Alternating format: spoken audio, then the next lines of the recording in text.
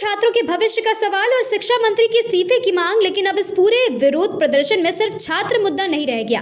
CJP ने प्रदर्शन को विपक्षी दलों का समर्थन मिल गया।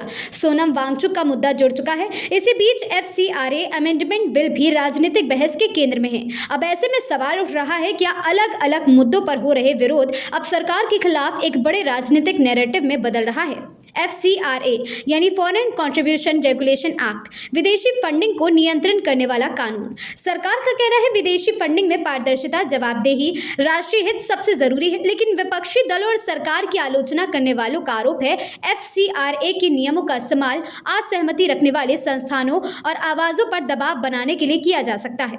यही वजह है एफसीआरए अमेंडमेंट बिल अब सिर्फ एक कानून बदलाव का मुद्दा नहीं रह गया, बल्कि राजनीतिक बहस का हिस्सा बन चुका है।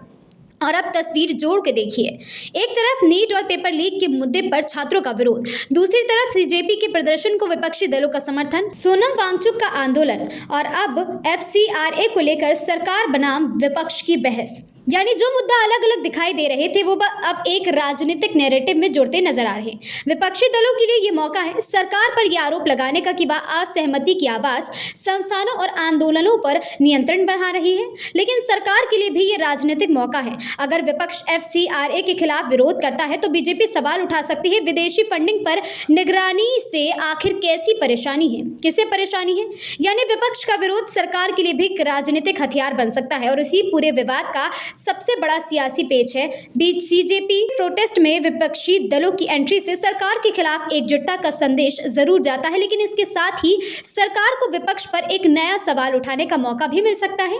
क्या विपक्ष छात्रों के मूल मुद्दे नीट और पेपर लीक से आगे बढ़कर सरकार विरोधी मुद्दे को एक मंच पर ला रहा है, या फिर सरकार एफसीआरए जैसे कानून की आड़ में असहमति की आवाजों को कमजोर करना चाहती है।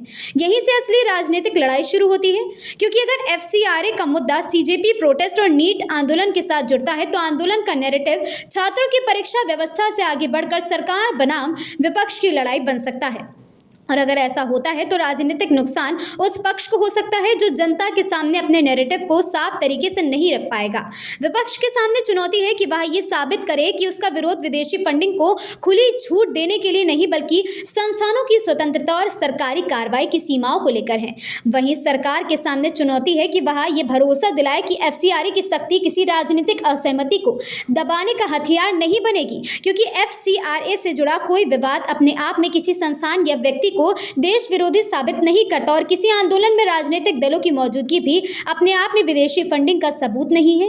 किसी भी सीधी कड़ी के लिए ठोस आधिकारिक सबूत जरूरी है। तो नीट से शुरू हुआ विरोध, सीजेपी प्रोटेस्ट से जुड़ा, सोनम वांगचुक की एंट्री हुई और अब एफसीआरए पर सियासी संग्राम तेज हो गया।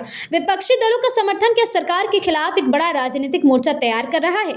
यह एफसीआरए का मुद्दा विपक्ष के लिए नई राजनीतिक मुश्किल बढ़ा सकता है, क्योंकि अब सवाल सिर्फ विदेशी फंडिंग के नियमों का नहीं, सवाल यह है एफसीआरए की बहस सियासी फायदा किसको होगा और नुकसान किसका होगा।